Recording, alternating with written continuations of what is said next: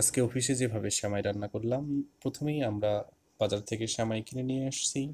সেমাই কিনে নিয়ে বাটিতে এভাবে ঢেলে রাখা হলো প্রথমেই। তারপরই আমরা চা বানানো কেতলিতে পানি গরম দিয়েছি, এখানে দিয়েছি দারুচিনি, তেজপাতা।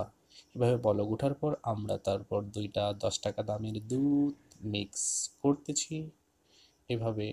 ঠিক তারপর আমরা চিনি ঢালা হচ্ছে, চিনি অর্ধেক দিয়েছি। দেখুন, চিনি চিনি ওয়েট ওয়েট ওয়েট ওকে। চিনি দেওয়ার পর পানি পানি দিয়ে এভাবে আস্তে আস্তে আস্তে আস্তে যতক্ষণ ধৈর্য হারাবে না ততক্ষণ এভাবে রোলিং করতেই হবে। এক পর্যায়ে ধৈর্য হারালে তারপরে শেষ হবে।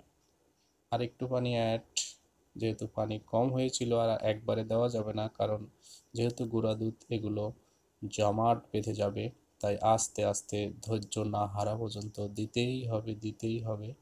এক পর্যায়ে ধৈর্য শেষ।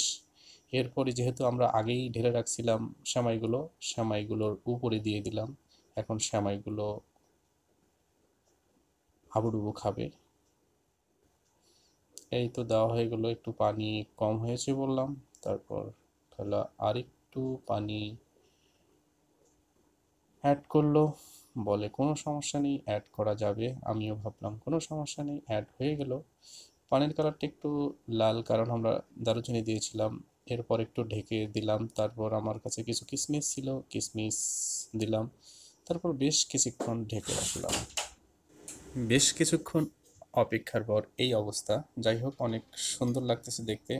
এরপর আমরা এক সাইড থেকে বিসমিল্লাহ বলে ফ্রিজে তুলতেছি। এখন খাওয়ার পালা, দেখি কেমন টেস্ট হলো। খাচ্ছি আমি। আলহামদুলিল্লাহ, অনেক ভালো। বিসমিল্লাহ বলে খাওয়া শুরু হয়েছে যদিও। অনেক টেস্ট। অনেক প্রশ্ন করতেছিল আমাকে অনেকে, আমি বলতেছি মাশাল্লাহ অনেক সুন্দর হয়েছে। আসলেই অনেক সুন্দর হয়েছে। এইভাবে যে অফিসে আমরা সেমাই খেতে পারবো কল্পনাই ছিল না। অনেক ভালো হয়েছে, অনেক মজা হয়েছে। আলহামদুলিল্লাহ, অনেক ভালো লাগলো। যেহেতু ফ্রাইডে ছিল। ধন্যবাদ সকলকে।